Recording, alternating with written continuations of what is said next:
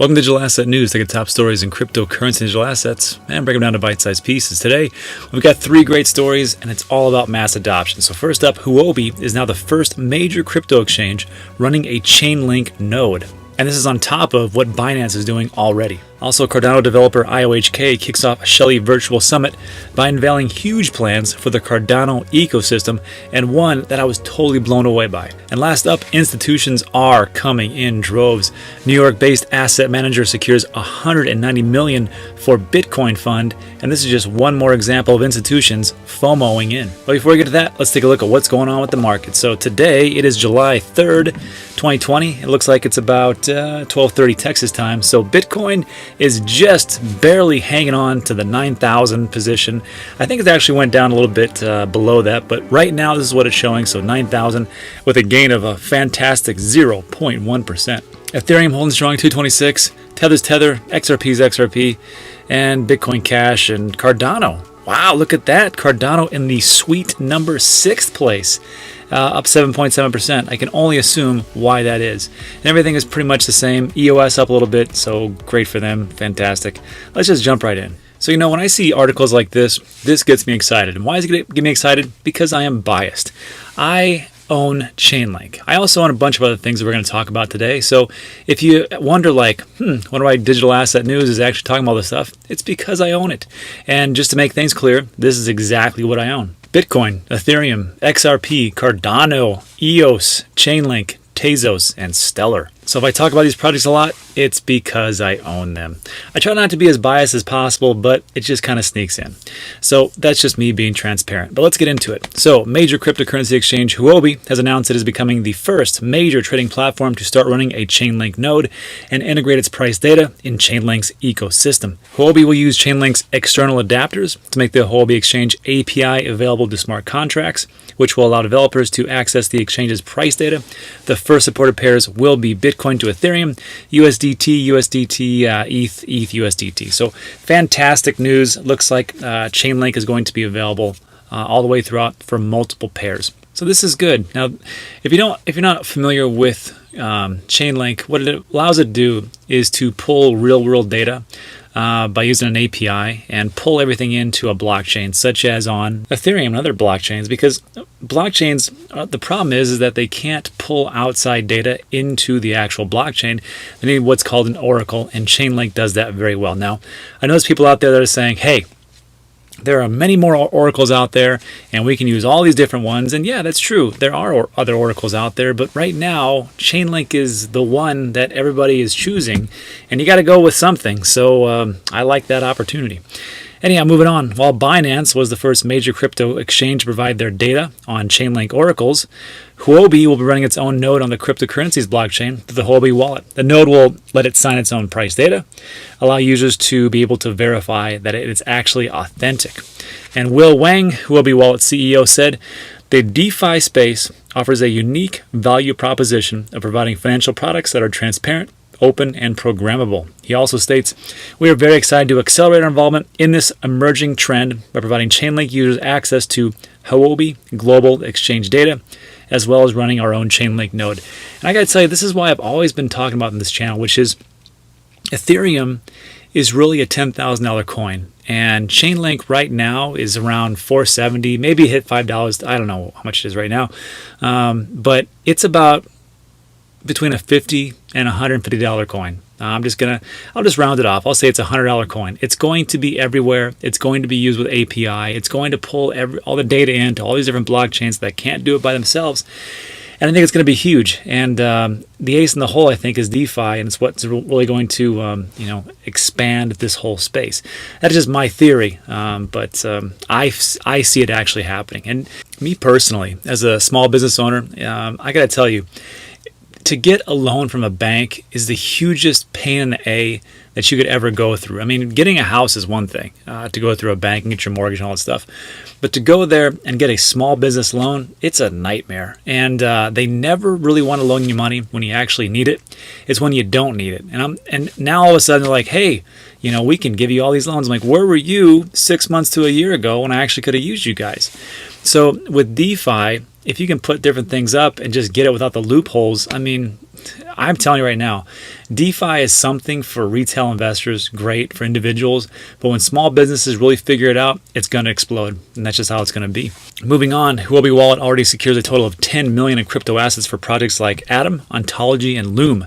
CHAINLINK, the post adds, has established itself as a market leader when it comes to oracles, which are quickly becoming one of the most important pieces of infrastructure in moving the blockchain space beyond tokens. It provides smart contracts with universal access to real-world data, off-chain events, and traditional payment infrastructure. Huobi also pointed out that CHAINLINK is the most used oracle in the decentralized finance ecosystem and is integrated on various other blockchains, including Tezos, Polkadot, and Cosmos. It also works with Google, Oracle, and even that slow as heck one Swift. I mean, thankfully they're working with Swift because, boy, if anybody needs it, it's Swift. I got to tell you, to transfer money to one of my manufacturers for my Amazon business has been a nightmare lately. I had a pretty sizable income for a pretty large order that had just come up, and this was last week. And I put in my transfer, my wire transfer, on Friday, so 1 week ago. The bank dragged its feet to get it, and they said, oh, we'll do it as soon as we can. So I had to wait Friday, and the bankers aren't going to work on the weekend. So Saturday, Sunday, that didn't happen. Then on Monday, around 3 or 4 o'clock, the manufacturer sent me an email and said, hey, we got it. We'll ship out these units. And it was like 20,000 units to Amazon. So essentially what happened was I lost 4 days. I lost 4 days of revenue because the banks suck. So when I see stories like this, I am all on board. I mean, I cannot wait till things actually speed up to where they're supposed to be. I mean, if I can send an email to any one of you that is watching this video, I don't know where you are at, if you're in the UK or Australia or India or Canada or whatever else, I can send you an email and you will get it in seconds. But to send money, which is all digitalized anyhow, I can't do that, even though that I pay these banks the things to do. It is one of those frustrating things, and I'll just leave it as that. Let's move on. Next up, Cardano developer IOHK kicks off SHELLEY Virtual Summit. And this was one of those stories that people were actually asking me about. And I was like, I had heard about it slightly. Let's see what's going on. So what's going on is that during the SHELLEY Virtual Summit, which started yesterday, that was in July 2nd, IOHK confirmed the successful deployment of the SHELLEY code to the mainnet on June 30th. And I got to tell you, Charles Hoskinson came out and said, we want to do this. We want to deploy the SHELLEY code to the mainnet by June 30th. However, we're going to leave it all the way to July 7th, just in case there's any kind of hiccups. And it actually happened, which was, pretty amazing. So I'm optimistically hopeful. Anyhow, from July 7th, Cardano holders will be able to participate in staking, as well as transfer their coins to wallets that support the upgrade. So from July 7th, I believe all the way to the end of the month, that is when this is going to happen. Now, correct me in the comments section, but I will definitely be doing a video on how to transfer your coins to the wallet that is going to support this SHELLEY mainnet. Because for me as a holder, this is huge news. Moving on, IOHK also announced the launch of a decentralized identity system. Let me read that again. IOHK announced the launch of a decentralized identity system called Atala Prism. With this, millions of unbanked people will have access to social and financial services, including DeFi. And I read that and I thought to myself, that's the missing piece. If this actually happens, it really is game over.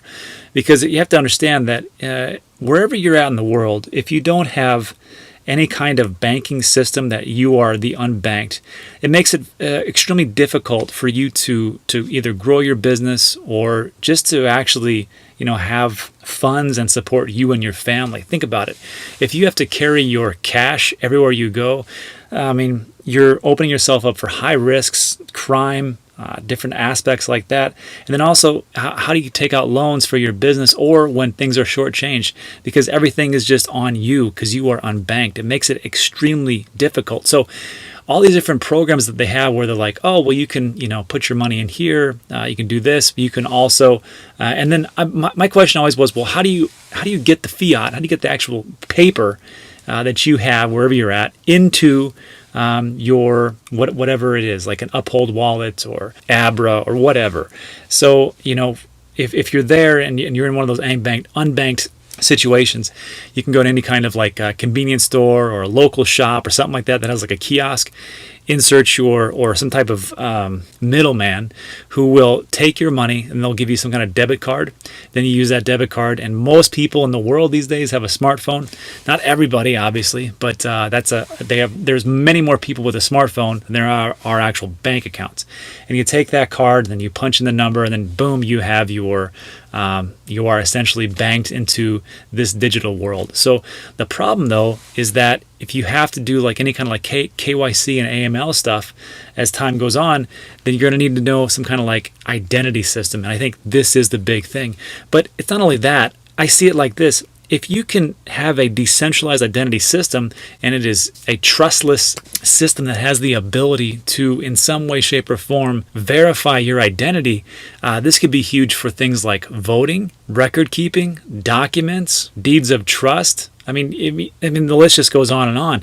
So when I heard about this, I'm like, wow, that is pretty amazing. So, I mean, we'll see. It's very ambitious. I don't know how it's all going to work, but hey, they're working on it, and we'll see what happens. So, on we go. IOHK is also developing Project Catalyst, which is a decentralized treasury fund for Cardano holders. Basically, it would allow the Cardano community to participate more by deciding on the allocation of funds to suitable projects and voting on important decisions in the network.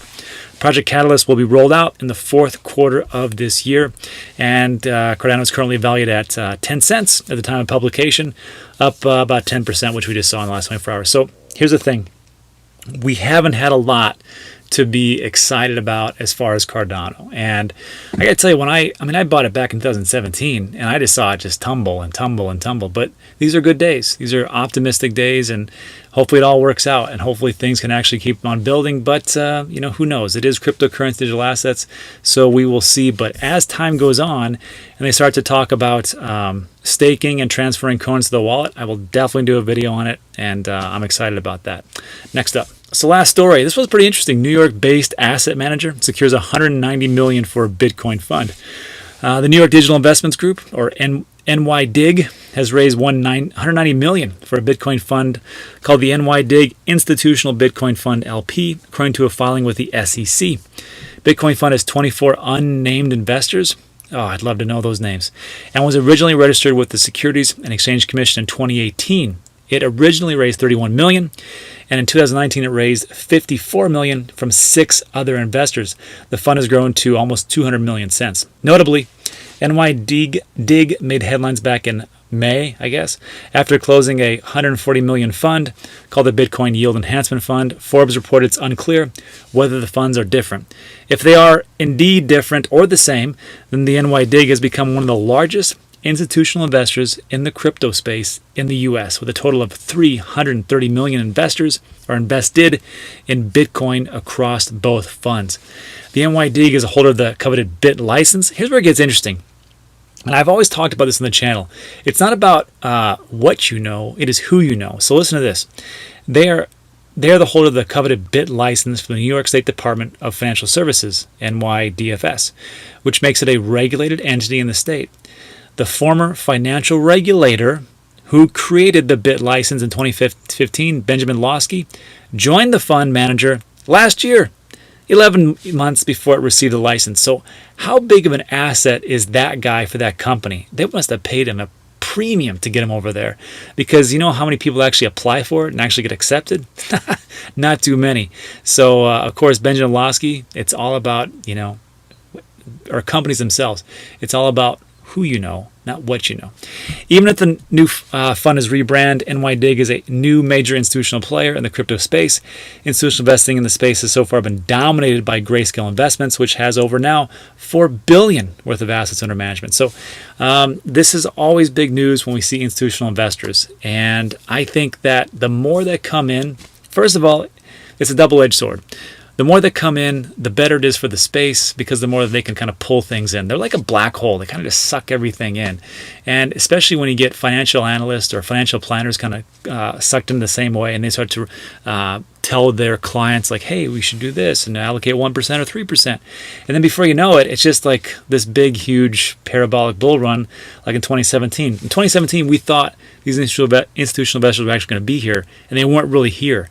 And now you can see it all over the place. So I'm going to definitely be adding these to like people like Fidelity Digital Assets with their 7 trillion assets under management. And on top of Fidelity being just the institutional investors, they've also been tasked with being a custodian for a new Bitcoin trust. And this is the one through the Wilshire Phoenix Bitcoin Trust. So they're doing double duty. So they have custodial services, and then they have assets under management as far as digital assets. And then Bakkt is already in there. Bakkt and Galaxy Digital, they're going to offer custodial services on top of Nomura and being with Komeinu. And that's on top of all the other institutions that are here, like TD Ameritrade with their 1 trillion assets under management. You've got the big guys, Grayscale, they just talked about. And this was, remember, this is Q1 2020, when they had a paltry 2.2 billion. Now they have what, 4 billion it said? So not too bad. On top of, and this is more like a, not a popularity contest, but something along those lines, because Paul Tudor Jones, he was like an investment legend from like the 80s and early 90s. And his group, which has 21 billion assets under management, he just came out on May and said, hey, I'm going to put 2% of the total investments into Bitcoin futures. So all these different people that are in the traditional market are like, hey, if Paul Tudor Jones, the legend, is doing this, we should get into it. I think that's part of the reason why we're seeing all these different things happen. So I'm excited. 3 great stories today. Thanks for sticking with me. I really appreciate it. And hopefully we'll see some more mass adoption. Now, before we take off, if you got a couple minutes, I'd like you to stick with me for Scam of the Day. So I actually posted this yesterday late at night. This actually came up on my feed, and it looked just like, I mean, this is what Joe Rogan's podcast looks like, exactly like this.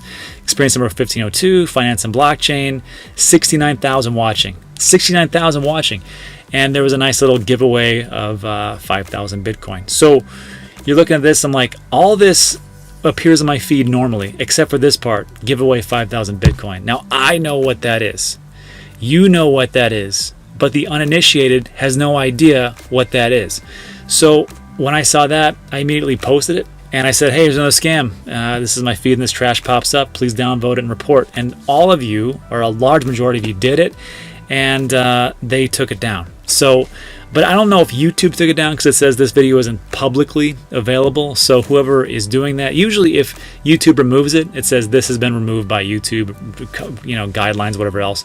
But these people made it, they took it from public to private, because they knew it was going to get taken down. So hey, that's a step. I don't see why YouTube doesn't have the ability to take it out, but whatever. So that inspires me. I like to see that. So if you got a couple minutes, let's do one more.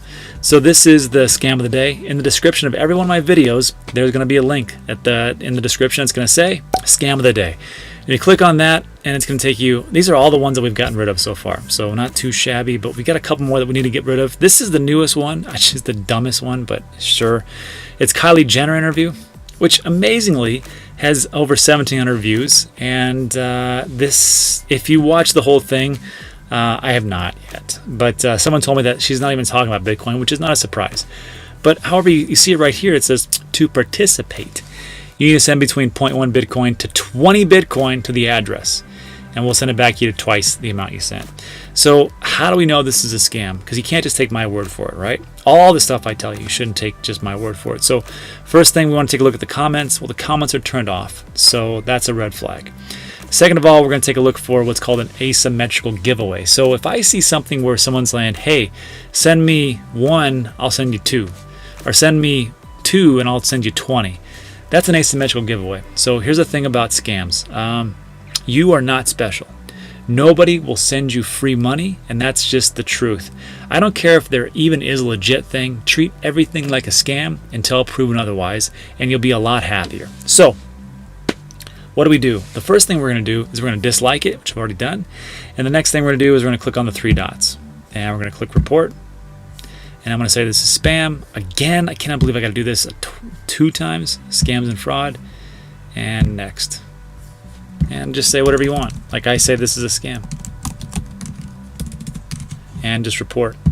So that's the big thing. And if you're ever curious about like, well, is this a scam or not a scam? Like, usually it's going to be like something like Elon Musk, or it's going to be somebody from like CZ Binance, or like somebody from Coinbase, and they're going to say, hey, give us this Bitcoin, we'll send you 2 back, whatever else. Just send them an email. I mean, you can't send Elon Musk an email, but you can send Tesla an email and say, hey, is Elon Musk giving away free Bitcoin? They'll tell you no. Send something to Binance. Hey, you guys giving away free Bit? No. Send a Coinbit? No. I mean, you can't send anything to Kylie Jenner, but I'm just going to tell you right now, it's not a real thing. It's a scam. So if you ever are curious, just go ahead and send somebody an email. Yeah, they'll get back to you within 24 hours usually, and then that's it. So look, I appreciate you sticking with me to the scam of the day. If you got time, go ahead and do that. I really appreciate it. And also, I want to say thanks to my supporters. So level 1s, they pay a couple bucks. Thanks to everybody.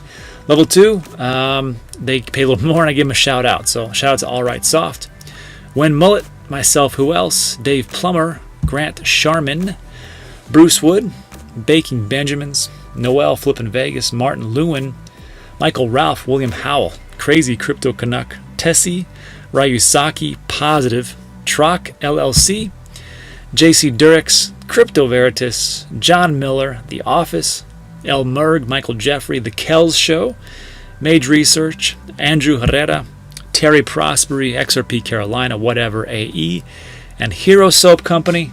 They make soap. So that's it for today. And also, if you get an email from dandigitalassetnew@gmail, that's a scammer. My email is dandigitalassetnews@gmail. This guy or gal, I don't know who it is, they want you to join some kind of like trading group. I don't do trading, so that's stupid. But that's it. So again, thanks for sticking with me. Appreciate it. Have a great day. See you on the next one. And that's all.